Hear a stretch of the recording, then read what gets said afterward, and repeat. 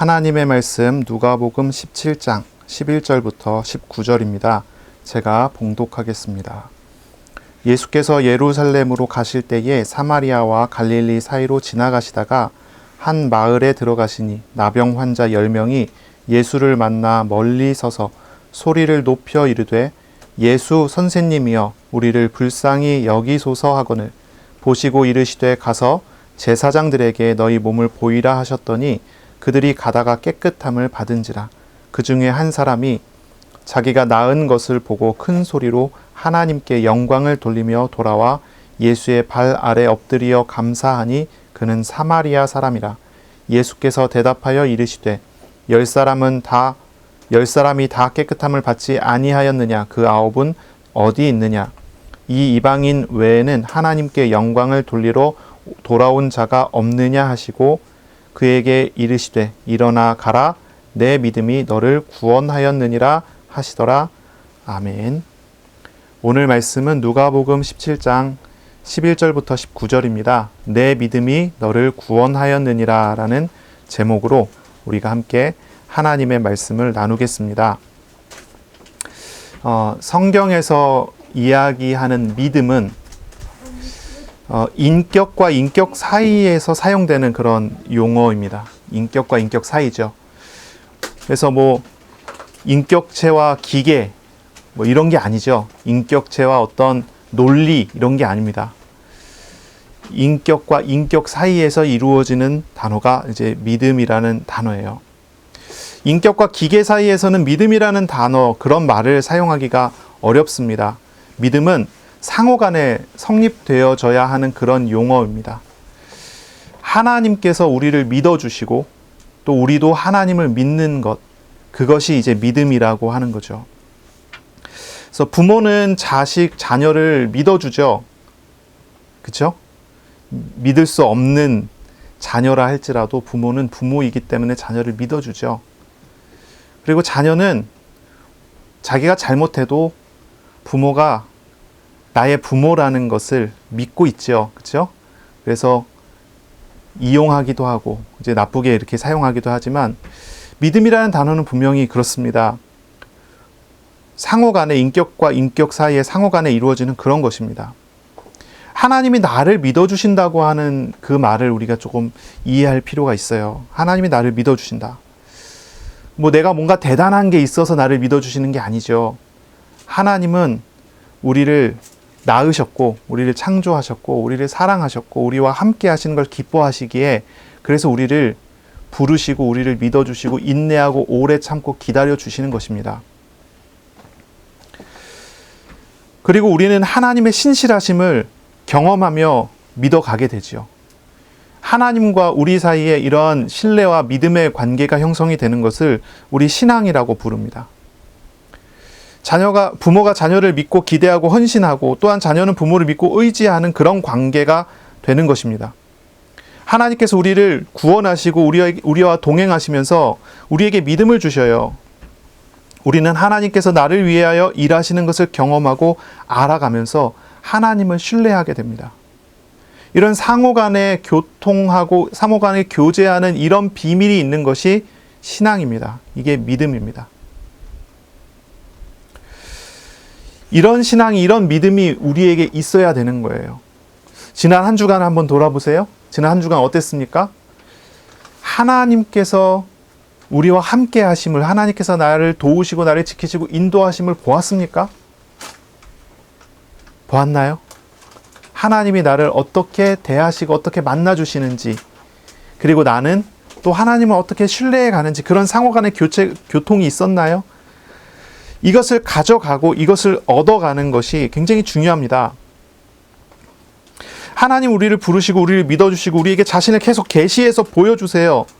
그래서 우리가 하나님을 알도록 합니다. 하나님은 우리가 하나님을 믿게 만드시기까지 우리를 계속 인도하십니다. 그래서 우리는 하나님을 믿게 되죠. 이런 관계가 있어야 돼요. 하나님이 아브라함을 부르셨어요. 아브라함은 참 믿음이 그렇게 대단히 믿음을 가지고 있는 사람이 아니었습니다. 그런데 하나님께서 아브라함을 믿어주셨어요. 그래서 아브라함이 하나님의 인도하심을 받아 가나안 땅에 가고 그곳에서 하나님과 동행하다가 결국은 아브라함이 자신의 고집과 자신의 생각과 자신의 판단을 다 내려놓고 하나님을 완전히 믿게 됐죠. 그때에 돼서야 비로소 하나님께서 너의 믿음을 보았다라고 말씀하십니다. 그게 창세기 22장에 나오는 이삭 사건이죠. 이삭을 바친 사건. 하나님이 나를 부르셨어요. 나를 믿어주셨어요. 그리고 나를 계속 인도하셔서 결국은 내가 그 하나님의 믿음에 항복하고 믿음의 사람이 되게 하는 것. 이게 이제 신앙의 과정이 됩니다. 믿음은 어떤 능력 같은 것이 아니에요.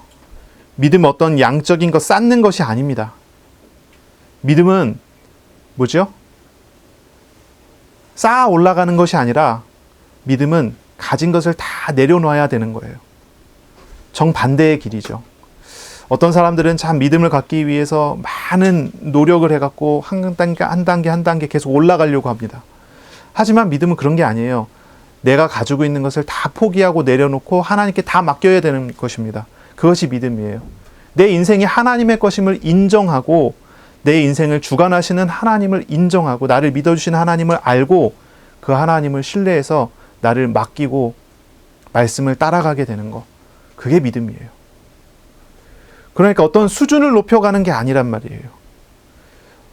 신앙생활을 10년 한 사람과 20년 한 사람과 30년 한 사람이 정상적으로 신앙생활을 했다면 10년 한 사람은 자기 걸 많이 내려놨을 거고요. 20년 한 사람은요, 자기 걸 더 많이 내려놨을 거고요. 30년 한 사람은요, 자기가 없어져 갈 거예요. 그렇지 않습니까? 그러면요, 달라지죠. 제가 이제 신학교를 오랫동안 다니면서 이제 공부도 많이 하고 이제 사람도 많이 만났잖아요. 만나다 보면 이런 사람이 있어요. 막 되게 만나고 대화를 하면요, 뭔가 저하고 다른 뭔가 거룩한 사람이 있어요. 가까이 하기 어려운. 이제 거룩이라는 단어를 쓰지만 굉장히 수준이 높으신 분이 있어요. 같이 있으면 불편해요. 대화를 하다 보면 불편해요. 이분은 대단한 믿음을 가지고 있어서 나처럼 저처럼 이렇게 작은 사람이 같이 하기에는요, 너무 수준이 높은 거예요. 편안하지가 않아요. 대화를 하면 뭔가 배워야 될 것 같고, 대화를 하면 뭔가 이렇게 그 권위에 눌리는 것 같고 막 그런 느낌 있죠. 그런데 어떤 분은요, 신앙생활을 오래 하신 분인데 만나면 그렇게 편안할 수가 없어요. 그렇게 편안해요. 대화를 나누면 편안해요. 그분은 겸손해요. 자기 게 없어요. 자기 걸 가르치려 하지 않아요. 자기의 은혜를, 하나님 받은 은혜를 나누려 해요. 하나님이 어떤 분이신지를 행복하게, 즐겁게 설명하고자 해요. 같이 있는 게 편안하죠. 어떤 사람이 믿음이 있는 사람입니까? 이건 다르잖아요. 그렇죠? 불교 같은 데서는 이제 득도한다. 뭔가 이렇게 도를 깨닫고 해탈한다. 뭐 이런 표현을 쓰잖아요. 뭔가 오랜 시간 동안의 어떤 그런 도를 닦고 어떤 그런 불공을 드리고 하는 그런 과정을 통해서 뭔가 높은 수준의 깨달음을 갖는 거예요. 각성을 하는 거죠. 그런 분들 만나서 대화를 해보면 뭔가 이렇게 되게 깊이가 있고 굉장히 깊고 뭔가 높은 것을 막 이야기하잖아요. 나하고 다른 사람 같잖아요. 그렇죠? 그런데 예수 믿는 사람이 진짜 믿는 사람은요, 그런 모습이 아니란 말이에요. 예수님 믿는 거는요, 깨달음이 아니에요. 높은 것을 쌓아가는 게 아니에요. 하나님을 정말로 알게 되면서 나의 것을 내려놓는 거예요. 내 것을 고상하게 이렇게 막 닦아가고 내 것을 고상하게 깎아가고 내 걸 고상하게 어떤 수준을 맞춰갖고 한 단계 한 단계를 쌓아가는 것이 아니라 나에게 쌓아져 있는 것을 하나님께 내려놓고 십자가에 못 박아버리는 과정이에요. 이게 분명히 다릅니다. 믿음은 쌓는 게 아니에요. 내 고집과 내 마음을 다 내려놓는 것입니다. 그리고 하나님을 의지하는 겁니다. 우리 주님께서는 제자들을 데리고 다니시면서 바로 이것을 계속 가르치셨죠. 이것을 우리에게 설명하세요. 믿음을 가져야 합니다. 오늘 예수님께서 한 나병 환자, 사마리아 사람으로서 치유받아서 예수님께 돌아온 그 나병 환자에게 말씀하시기를 19절에 이런 말씀하시죠. 일어나 가라. 내 믿음이 너를 구원하였느니라 하시더라 그랬습니다. 믿음이 이 나병 환자, 이방인이면서 사마리아 사람이 이 나병 환자를 믿음이 구원했다고 얘기를 해요. 여기서의 이 구원은 질병의 치유도 되지만 영혼의 구원이기도 하지요. 어떤 믿음이 이 사람을 구원했을까요? 어떤 믿음이 이 사람을 구원했을까요? 예수님이 그리스도이시고 예수님께서 치유할 수 있는 능력이 있으신 분이라는 것을 의심하지 않고 확실히 믿고 뭔가 그런 믿음의 단계를 쌓아서 높은 믿음을 쌓아서 그 사람이 구원을 받았을까요? 그렇지 않죠. 이 나병 환자의 생각과 이 나병 환자의 고집과 이 나병 환자가 가지고 있는 많은 것들을 다 내려놓고 예수님 앞에 엎드렸어요. 버렸습니다. 예수님을 만나서 예수님께 자신을 드렸어요. 그것이 구원하는 것입니다. 이 말씀을 우리가 읽어 나가 보기를 바랍니다. 11절에 예수께서 예루살렘으로 가실 때, 아직도 예수님께서 예루살렘으로 가고 계셔요. 그렇죠? 사마리아와 갈릴리 사이로 지나가시다가 그랬습니다. 사마리아와 갈릴리 사이로.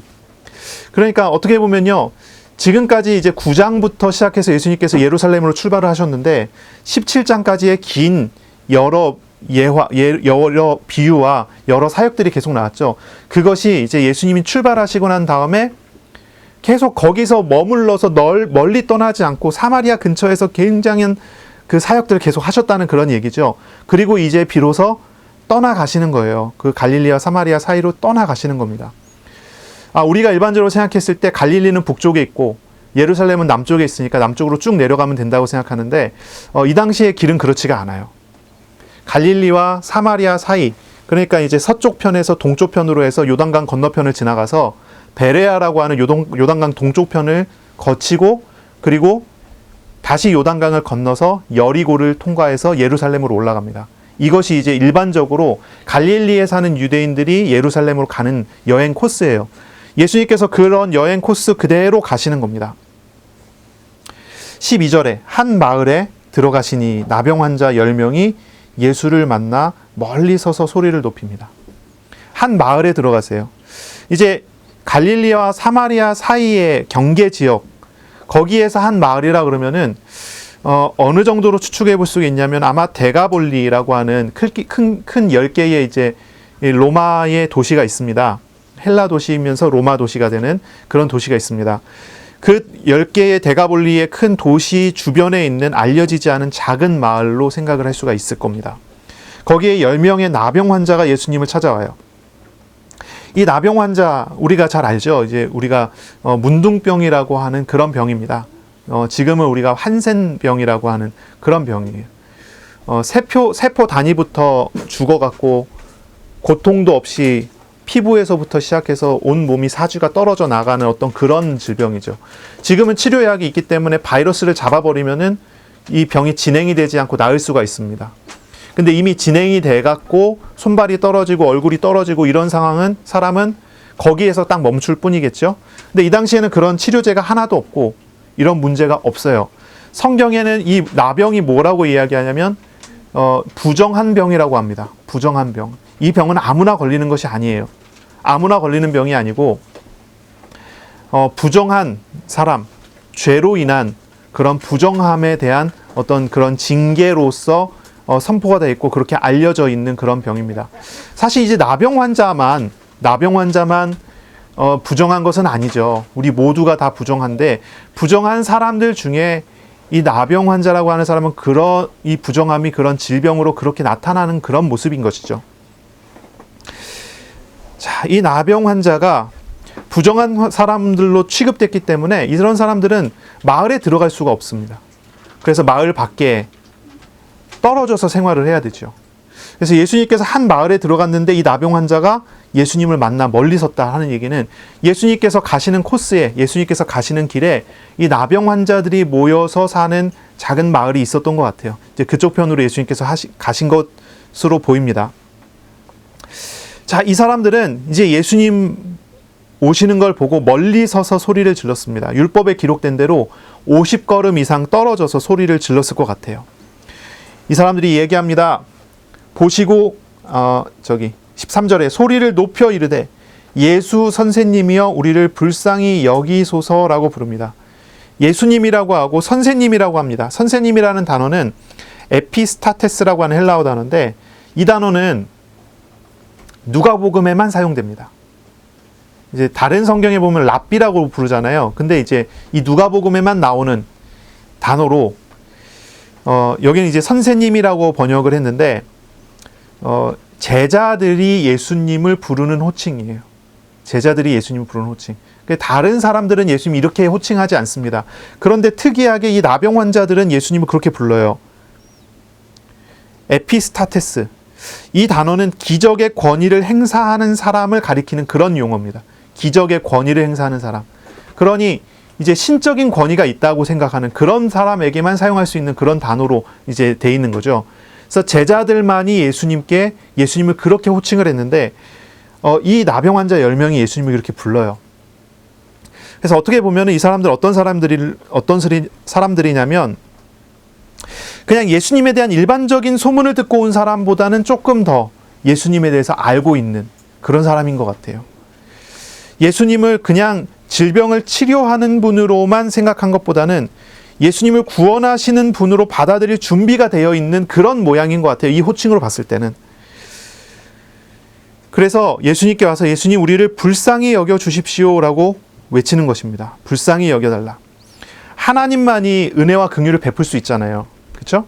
그러니까 예수님께 불쌍히 여겨달라라고 외치는 것은 예수님을 하나님의 권위를 가지고 계신 분으로 알기 때문에 하나님의 권위를 가지신 예수님이 우리를 구원해달라. 예수님을 이제 하나님으로 호칭을 하는 신적인 권위를 가지고 있는 분을 호칭하는 그런 표현이 되는 거죠. 불쌍히 여겨달라. 엘레손 메마스라는 그런 말을 외칩니다. 그러니까 이 10명의 나병 환자는 조금 이제 시작부터가 조금 다른 거죠. 어떤 믿음을 가지고 예수님께 나온 것입니다. 14절에 예수께서 보시고 이르시되 가서 제사장들에게 너희 몸을 보이라 하셨더니 그들이 가다가 깨끗함을 받은지라 했습니다. 예수님께서는 이 사람들을 즉시 치료하지 않습니다. 이상하죠? 즉시 치료하지 않아요. 다른 사람들은 즉시 치료를 해주셨잖아요. 그런데 이 10명의 나병 환자는 예수님이 즉시 치료를 하지 않습니다. 제사장에게 가라는 거예요. 제사장에게 가서 몸을 보이라는 거예요. 자, 제사장을 만나려면 어디로 가야 되죠? 성전으로 가야 되겠죠. 그렇죠? 성전으로 갑니다. 예수님은 예루살렘으로 가는 길이에요. 10명의 이 나병 환자에게 예수님께서는 제사장에게 보여라. 성전으로 가라는 얘기예요. 여기서 성전은 어딜까요? 예루살렘도 성전이지만 여기 나오는 사마리아의 사람들에게 있어서의 성전은 그리심산에 있는 사마리아에 있는 성전이겠죠. 어쨌든 이제 가라고 합니다.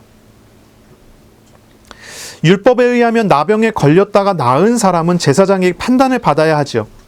10명의 나병 환자는 주님의 말씀에 순종하여 길을 떠납니다. 그리고 길을 떠난 즉시 치유를 받습니다. 가는 길에 나음을 받습니다. 그 10명 중에 9명은 그대로 떠나가 버립니다. 9명은 아마 성전에 가서 제사장에게 자기의 몸을 보이고 깨끗하게 됐다고 인정받고 자신의 일상으로 돌아갔겠죠. 근데 그 10명 중에 유독 1명만은 가다가 길을 돌아서 예수님께 옵니다. 그 사람이 이제 이 사마리아 사람이죠. 9명은 돌아오지 않았어요.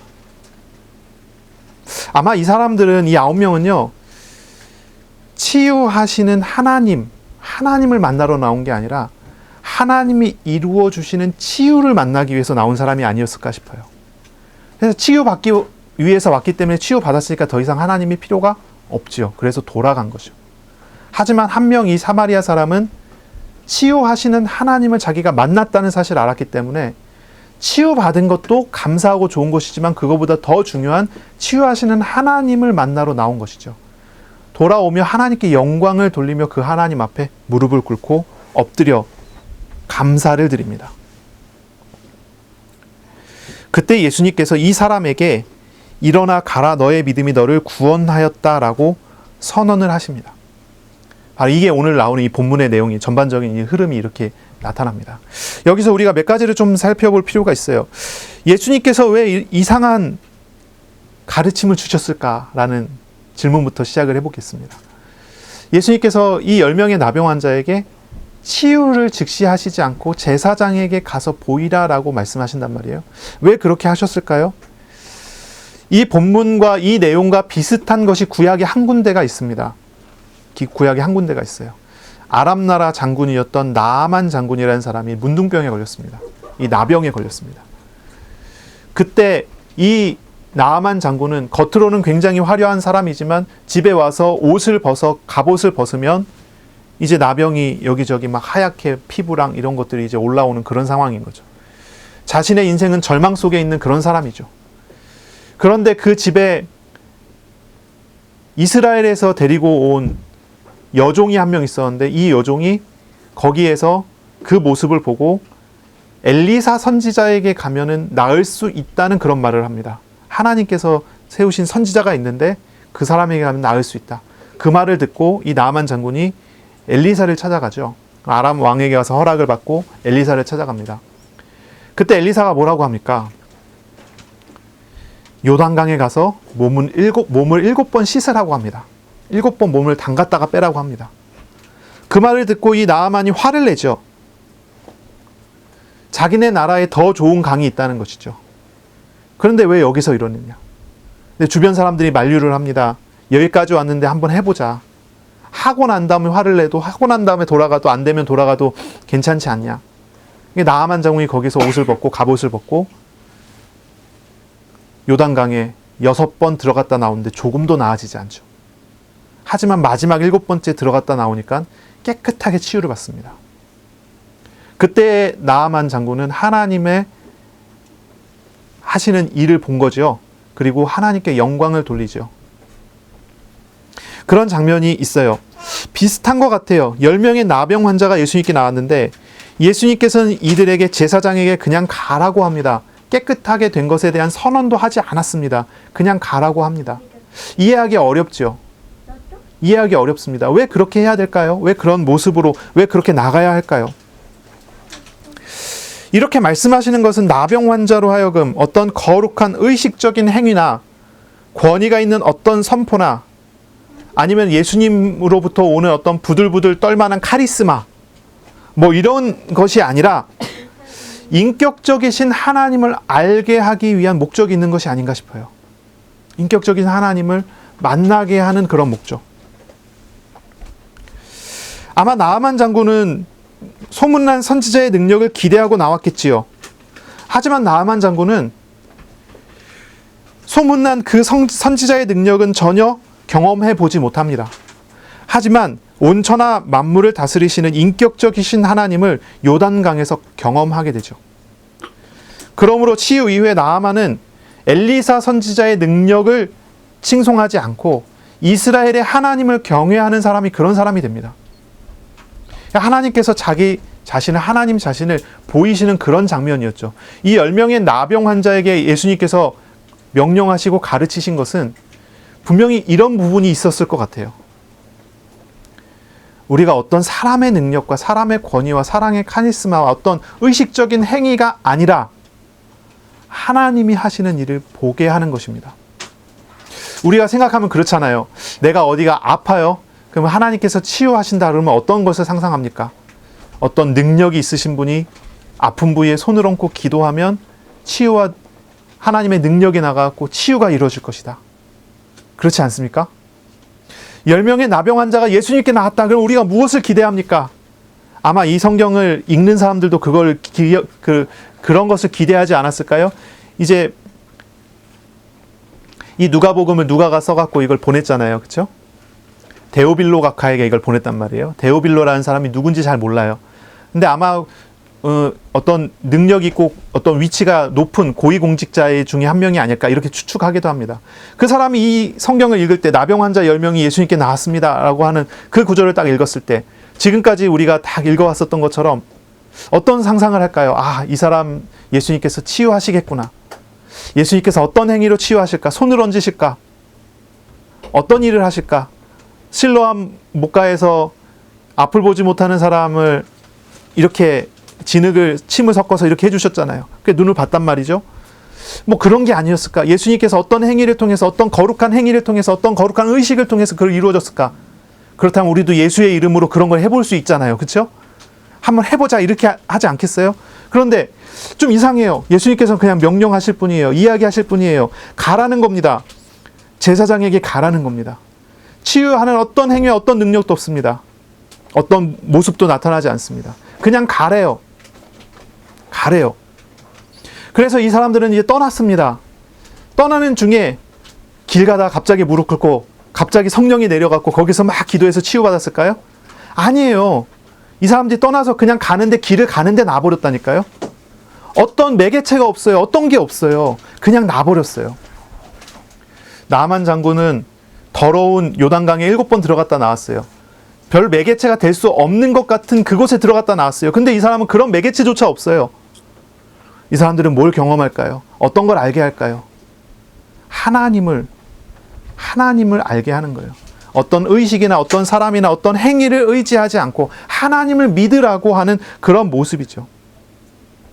이거는 일종의 하나의 시험이라고 할 수도 있을 것 같아요. 하나님께서 사람들에게 믿음을 주시는 하나님의 방법이기도 하죠. 어떤 사람들을 보니까요, 문제가 생기면 열심히 기도합니다. 하나님께 치유해달라, 고쳐달라, 바꿔달라, 해결해달라, 부도가 났으면 부도를 막아달라 기도하죠. 그런데 하나님께서 그 문제를 어떻게 이끌어 가시느냐? 많은 경우는요, 즉시 해결을 하지 않습니다. 즉시 응답하지 않더라고요. 문제 중에 그냥 하나님께서 함께 하셔요. 하나님을 경험하게 해요. 하나님을 그냥 믿게 만들어요. 그리고 나중에 시간이 지나고 난 다음에는요, 어떤 의식적인, 어떤 행위적인 이런 거 없이요, 그냥 하나님께서 고쳐버렸어요. 바꿔버렸어요. 이걸 보게 해요.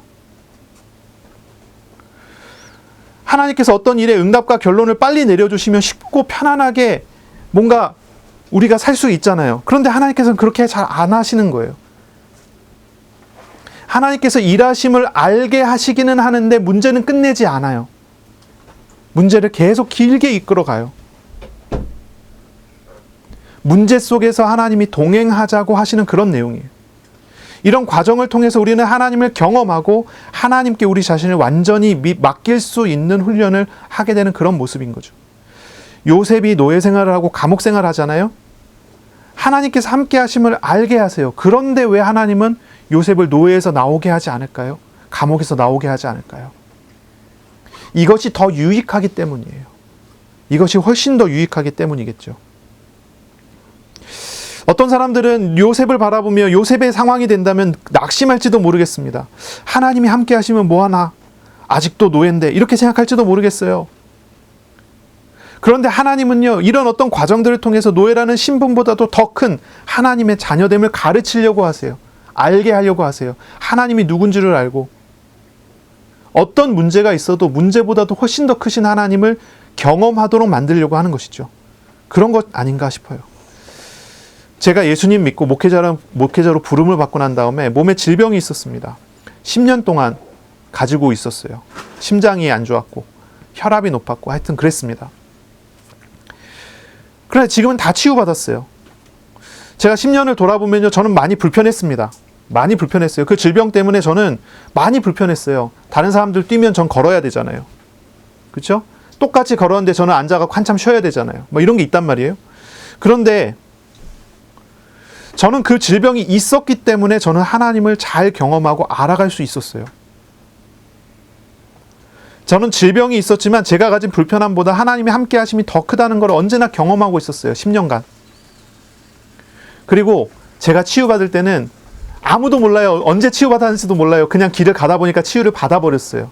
제 나병 환자 이 이야기를 읽는데 제가 생각이 나요.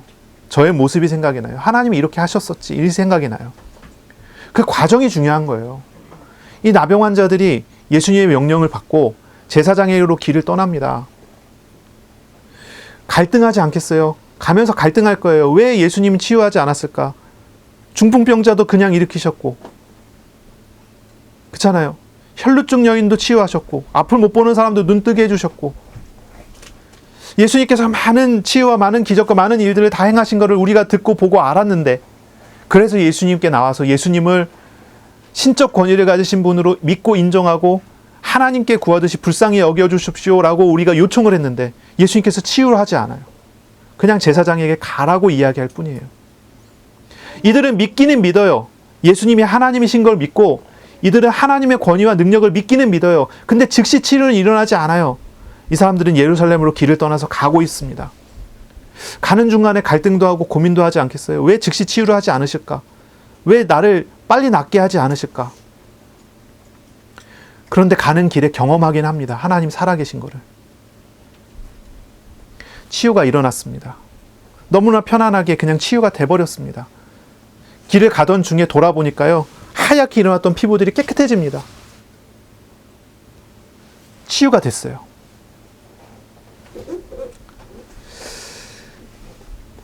나병 환자의 목적지는 제사장이었습니다. 예수님께서 제사장에게 가라고 합니다. 이 말은 바꿔서 얘기하면 예수님께서 이 나병 환자들을 제사장에게로 가는 길에 치유할 거라는 그런 말이죠. 그런 약속이죠. 자, 우리들의 목적지는 어디입니까? 우리들의 목적지는 하나님의 나라입니다. 그렇죠? 하나님의 나라에 가기까지 우리는 가게 됩니다. 우리는 하나님의 나라에 가기까지 그 과정 속에서 우리는 분명히 경험하게 될 것입니다. 하나님 나라에 합당한 사람으로서 세워져 가는 구원을 경험하게 될 거예요. 전인의 구원을 경험하게 될 것입니다. 우리의 육신의 변화, 우리의 영혼의 변화, 우리의 모든 것의 변화를 분명히 경험하게 될 거예요. 중요한 건 과정입니다. 우리가 가는 과정입니다. 하나님은 우리에게 하나님이 어떤 분인 줄을 알 수 있는 과정을 우리에게 주시기를 원하는 것입니다. 과정은 굉장히 중요합니다. 결과보다 훨씬 중요한 것이 과정입니다. 어떤 사람들은 결과만 중요하다고 생각하지만, 결과만 잘 되면 된다고 생각하지만, 예수님께서는 이 나병 환자에게 이 과정에 대한 중요성을 보여주신 거예요. 과정이 중요해요. 매일매일 우리가 살아가는 과정이 어떻습니까?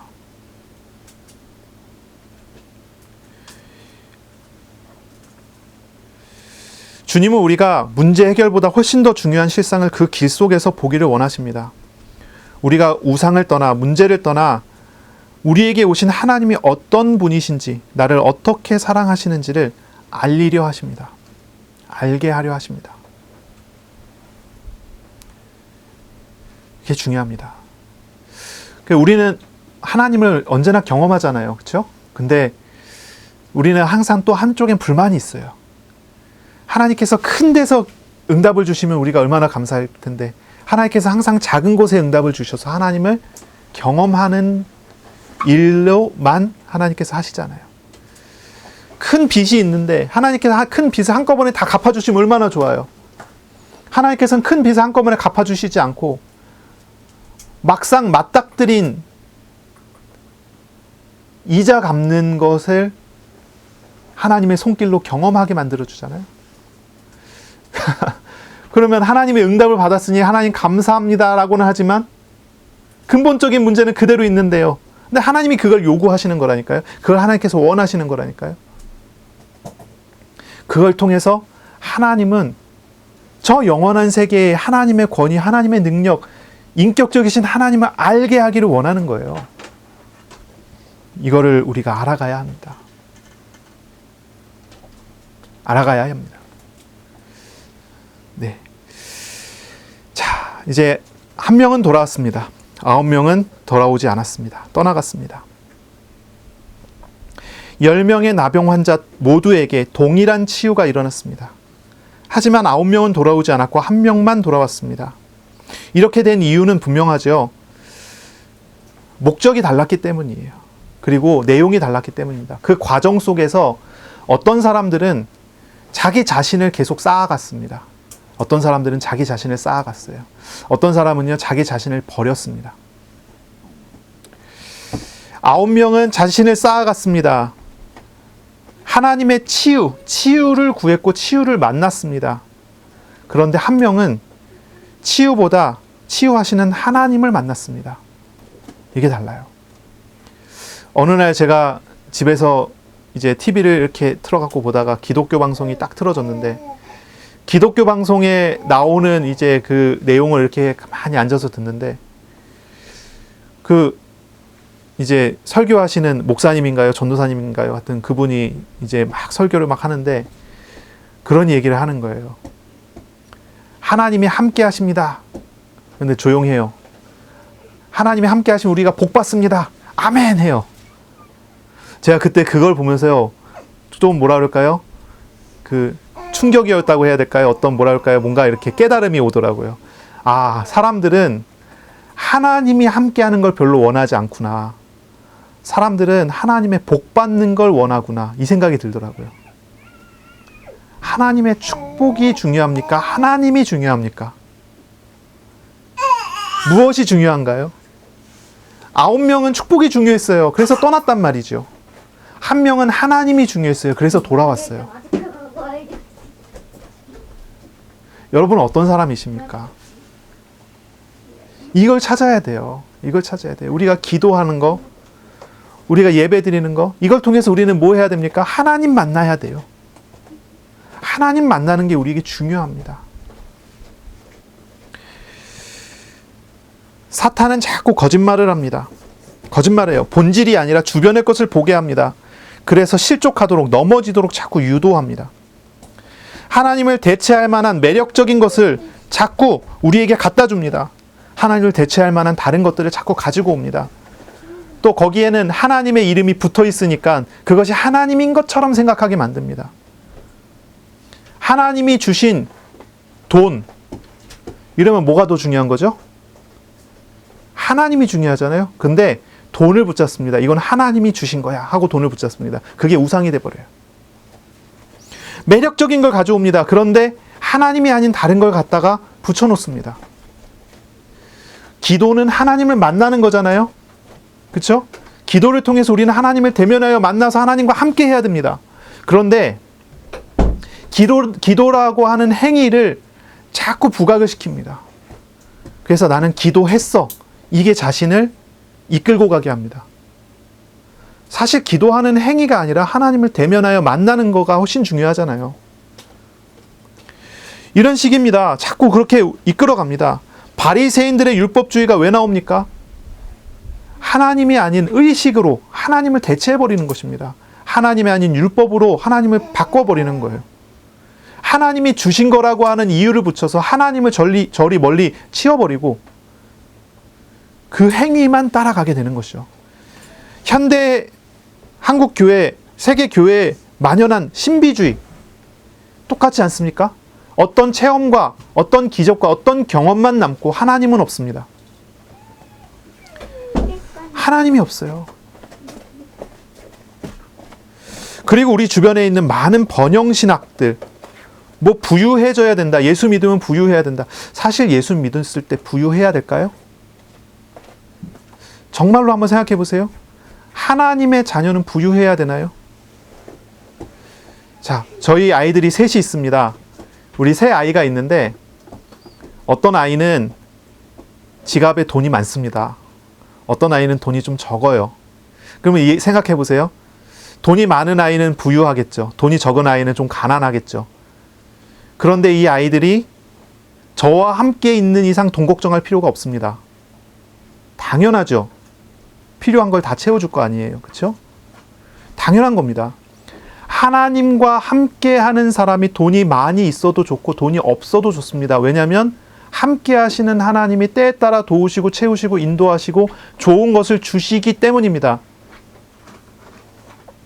중요한 것은 하나님이 함께함입니다. 하나님이 누구시냐 하는 거예요. 신부는 요셉이라는 사람이 신부는 노예였지만 보디발 장군보다 좋습니다. 하나님이 책임지고 함께하니까. 요셉이 노예 출신 죄수로서 바로왕 앞에 섰지만 바로왕이 요셉에게 이야기하기로 내가 너보다 나은 것은 왕의 자리에 앉아있는 것밖에 없다 라고 얘기합니다. 아무리 생각해도 자신의 신분이 왕인 것 밖에는 요셉 앞에 내세울 수 있는 게 아무것도 없는 거예요. 요셉이 하나님이 함께하는 사람이니까요. 실상이 드러나면 그렇습니다. 우리가 어떤 존재인가를 생각해 봐야 돼요. 나는 누구인가를 그걸 봐야 돼요. 하나님 없이 나를 본다면 돈이 많든지 적든지 정말 허무한 겁니다. 그런데 하나님이 함께하는 사람이다. 나의 삶에 오셔서 나의 삶에 일하시는 하나님을 내가 보고 있다고 한다면 내가 돈이 없어도 됩니다. 내가 가진 게 없어도 됩니다. 내가 건강이 없어도 됩니다. 내가 아파도 됩니다. 내가 연약해도 됩니다. 내가 노예여도 됩니다. 하나님께서 우리를 지키시고 책임지시고 인도하실 것이기 때문입니다. 그게 당연한 것 아니겠어요? 그게 당연한 일이 아니겠어요? 예전에 이제 그 유명한 한 목사님 간증이 제가 들려왔는데 이런 얘기를 하더라고요. 전쟁통 6.25 전쟁이 일어났는데 이 목사님이 가는 곳마다 사람들이 그렇게 따라다녔답니다. 한 목사님이 이쪽 편으로 가면 사람들이 막 따라가요. 살아남기 위해서. 사람들이 뭘 봤냐면 그 움직이시는 그 목사님이 하나님이 함께한 걸 본 거예요. 그 목사님이 가는 곳엔 폭탄이 떨어지지 않는다. 이런 소문이 났대요. 정말로 따라다녔더니 그렇더라는 거예요. 하나의 이제 단편적인 예화입니다. 그분이 체험한 어떤 간증이기도 하겠죠. 하나님이 함께한다는 것은 하나님의 보호가 있다는 것입니다. 하나님이 지키신다는 거예요. 하나님이 책임지시는 것입니다.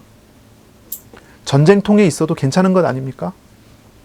하나님이 함께하는 사람이 어떤 것인지를 생각해 봐야 됩니다. 우리 하나님은 천지를 창조하신 하나님이십니다. 세상을 운행하시는 분이세요. 요즘에 이제 막 과학 관련된 어떤 논문과 잡지 같은 거 이런 것들을 한 번씩 이제 접할 기회가 있어서 제가 보는데 미세 조정, 우주의 미세 조절 이론이라는 게 있대요. 미세 조절 이론. 이게 뭐냐면 스티븐 호킹이라고 하는 유명한 무신론자죠. 죽었잖아요. 이 유명한 무신론자 스티븐 호킹 박사의 책에도 나와요. 그게 미세 조종 그 이론이라고 하는 거예요. 참 신기하게도 모든 우주가 매 순간마다 미세하게 계속 조정되고 있는 것 같대요. 그리고 그 조정의 목적은 인간이 살기 좋은 환경으로, 인간이 살 수 없는 방향이 아니라 인간이 살 수 있는 방향으로 계속 조절되는 것 같다고 그렇게 표현해요. 이제 무신론자가 쓴 책에도 그렇게 나오는 거죠. 하나님은 세상을 창조하시고 지금도 하나님은 세상을 통치하시고 섭리하시는 분이세요.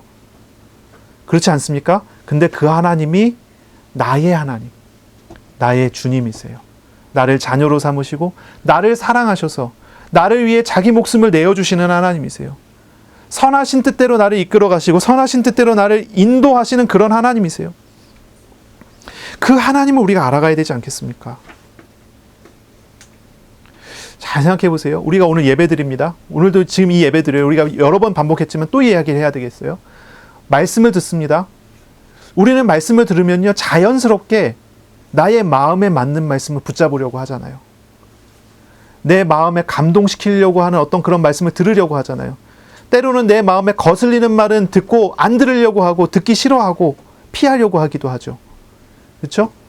우리는 뭘 요구하고 나온 것입니까? 예배드리기 위해서 나와서 말씀을 들으면서 나를 위로해주고 나를 도와주고 나를 세워줄 만한 어떤 것을 요구하고 오지 않습니까? 그래서 설교학 같은 걸 배우잖아요. 근데 어떤 설교학 교수님은 이렇게 가르쳐요. 설교학 책에도 그렇게 나와요.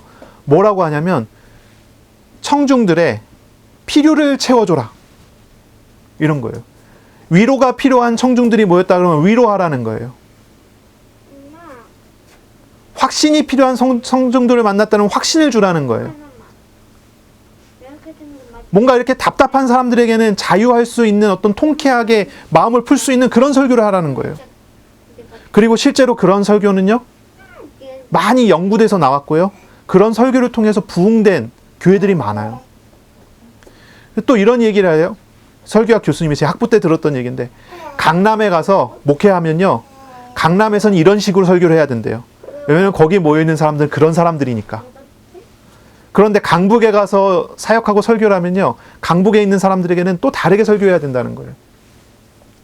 요구하는 것이 다르다는 거죠. 요구하는 걸 들려주라는 거예요. 사람들은 설교를 들으면요, 자신의 필요가 채워지는 느낌을 들으면 굉장히 은혜 받았다고 합니다. 자신의 필요가 충족이 되면요, 좋아해요. 코로나 시대다 보니까요, 위로가 다 필요한가 봐요. 사람들이 위로받는 설교를 너무 좋아하고요. 위로받는 어떤 그런 설교를 계속 찾아서 들어요. 유튜브에 가면은 조회수가 정말 높은 설교들은 위로하는 그런 설교들이 대부분이더라고요. 그리고 항상 이제 위로를 잘 해주시는 목사님의 설교 조회수가 높아요. 근데 이제 때리는 설교라고 하죠. 보통 때리는 설교, 막 이렇게 잔소리하는 설교, 막 잔소리하고 때리고 맨날 회개하라고 그러고 우리 잘못이 우리가 죄인이라고 그러고 이런 설교는 조회수가 낮아요. 낮습니다. 사람들이 요구하는 게 있어요. 목적이 있어요. 뭘 듣기 위해서 오셨습니까? 우리는 언제나 얘기하지만 하나님의 말씀을 들으려고 하면 안 됩니다. 말씀하시는 하나님을 만나야 됩니다. 그게 예배여야 돼요. 우리는 우리의 좋은 목소리를 뽐내고 아름다운 화음을 내갖고 노래를 부르는 게 아니라 하나님께 들려질 마음을 하나님께 전달하는 찬양을 해야 되는 거잖아요. 그렇죠? 우리가 예배를 통해서 나의 인생이 주님의 것입니다. 주님의 주권 속에 있습니다라고 고백하는 엎드려 절하는 예배가 돼야 되는 거예요. 말씀을 우리가 들을 때는 말씀하시는 하나님을 만나야 되는 것입니다. 우리의 부족함을, 우리의 연약함을 우리가 알아가면 알아갈수록 주님 앞에 무릎 꿇을 수가 있어져야 돼요. 그게 중요합니다. 하나님 말씀은 정말 좋은 것입니다. 그런데 하나님 제외하고 말씀만 듣는 것은 그것이 우상이 됩니다. 하나님 없는 이론이 돼요. 이건 성경적인 원리라고 해놓고서 하나님은 없는 원리만 남아요. 그렇죠? 일단 하나님의 말씀 속에는 보편 법칙이 많습니다. 일반적인 법칙이 많아요. 그래서 그대로 이루어지는 것들 많습니다. 하지만 그것은 하나님, 인격적이신 하나님을 우리가 만나는 행위가 아니란 말이에요. 참된 것을 찾으시기 바랍니다. 껍데기에 얽매이지 말고 알맹이를 분별하세요. 빌립보서 1장 10절에 이런 말씀합니다. 너희로 지극히 선한 것을 분별하며 또 진실하여 허물 없이 그리스도의 날까지 이르라 합니다. 우리의 갈 목적지는 그리스도의 날까지입니다. 하나님의 나라까지 우리는 갈 겁니다. 그리스도의 날까지 갈 겁니다. 우리가 거기까지 가는 우리의 여정입니다. 우리의 가는 길입니다. 그 길 속에서 우리는 뭘 해야 합니까? 지극히 선한 것을 분별해야 합니다. 지혜가 필요합니다. 지극히 선한 것이 분별돼야 합니다. 이 빌립보서 1장 6절에는 이렇게 얘기합니다. 너희 속에 착한 일을, 선한 일을 시작하신 이가 그리스도의 날까지 이루실 줄을 우리가 확신하노라. 우리 안에 하나님은 선하신 일을 시작하셨습니다. 그리고 그 선하신 일을 그리스도의 날까지 완전히 이루어질 것입니다. 그 길 속에 있는 우리에게 요구하는 것입니다. 1장 10절에, 빌립보서 1장 10절에 요구하는 겁니다. 지극히 선한 것을 분별하라라고 합니다. 우리는 본질과 핵심을 분별해야 되죠. 하나님은 우리에게 하나님 자신을 내어주셨어요. 하나님은 우리에게 하나님 자신을 주셨습니다. 예수의 이름으로 영접하여 하나님의 성령이, 삼위일체 하나님이 우리 마음에 오셨습니다. 우리가 만난 것은 하나님의 축복 정도가 아니라 하나님을 만났습니다. 하나님을 받았습니다. 그리고 그 하나님은 세상의 통치자이시며 나를 사랑하셔서 나를 인도하시는 하나님이십니다. 하나님을 자꾸 찾아가라는 얘기예요. 하나님을 찾아가는 것이 지극히 선한 것을 분별하는 겁니다. 하나님이 나의 삶에 이 선하신 일을 이루실 것이니까 우리는 하나님을 찾고 하나님의 뜻을 찾아야 합니다. 하나님은 우리에게 참된 복음, 하나님 자신을 주셔서 하나님과 동행하는 삶을 살도록 인도하십니다. 어떤 것도 하나님을 대체할 수 없어요. 오직 우리 예수님만이 우리를 구원하십니다. 오직 성령만이 우리를 하나님의 나라를 누리도록 인도하시는 것입니다. 자, 이 돌아온 한 사람을 보세요. 이 사람은 사마리아 사람입니다. 이방인입니다. 사마리아 사람이고 이방인이에요. 이 사람을 사마리아 사람이라고 호칭한 거 보니까 나머지 9명이 유대인이었나 봐요. 유대인들은 다 떠났습니다. 그런데 사마리아 사람은 돌아왔습니다. 유대인들은 기적을 경험하고 예수님께 돌아오지 않았습니다. 그렇지만 이 사마리아 사람은 예수님께 돌아왔습니다. 이거는 하나의 회개라고 하는 모습을 우리에게 가르쳐 주는 거예요. 회개라는 모습을 우리에게 설명해 줘요. 우리 주님은 먼저 은혜를 베푸셨습니다. 그 은혜를 받은 사람이 회개하고 돌아옵니다. 주님의 구원을 경험한 이 사마리아 사람은 예루살렘 성전이나 그리심산이 있는 그 성전으로 가지 않았습니다. 이 사마리아 사람은 참된 성전, 곧 하나님이 계신 곳으로 돌아왔어요. 바로 예수님께 왔습니다. 그리고 참 대제사장이신 예수님께 자신의 몸을 보입니다. 그리고 주님은 이 사마리아 사람에게 구원을 선포합니다. 이 사마리아 사람은 버림받은 사람입니다. 유대인으로부터 사람 취급받지 못합니다. 이방인입니다. 같은 자리에 앉아서 식사를 하지 않는 정도의 사람입니다. 같은 집에 들어앉지도 않습니다. 이방인이기 때문에, 부정한 사람이기 때문에, 죄인이기 때문에. 그런데 그 죄인 중에서도, 부정한 사람들 중에서도 나병 환자입니다. 그런 사람입니다. 그런데 우리 주님은 이 사람을 환대해 주시고 만나 주시고 은혜를 베풀어 주시고, 이 사람이 회개하여 돌아왔을 때 예수님은 기뻐하시고 이 사람에게 믿음으로 인한 하나님의 구원을 선언하십니다. 물론 이건 이제 완료형이거든요. 이제 완료형입니다. 내 믿음이 너를 구원하였다. 지금 구원한다가 아니라 이미 구원받았다라는 선언이에요. 언제 구원을 받았을까요? 이 사람이 주님의 말씀에 순종하여 떠나서 길을 가는 중에 구원을 받았겠죠. 바로 그런 선언을 이 사람은 받습니다. 믿음은 무엇입니까? 믿음은 하나님의 열심에 항복하는 것이 믿음입니다. 나의 고집과 내 마음과 내 생각을 다 내려놓고 주님의 일하심에 나를 드리는 것이 믿음입니다. 우리의 이런 믿음이 우리를 구원할 것을 믿습니다.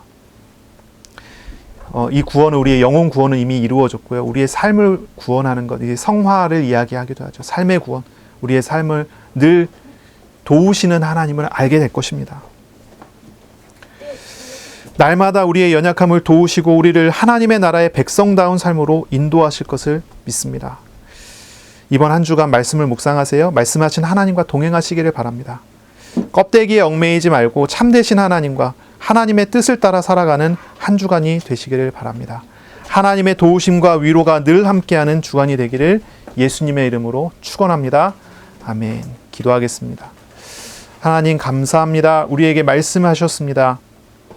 우리가 주님의 말씀을 마음에 담고 기도하며 말씀하시는 하나님과 동행하는 삶 살기를 원합니다.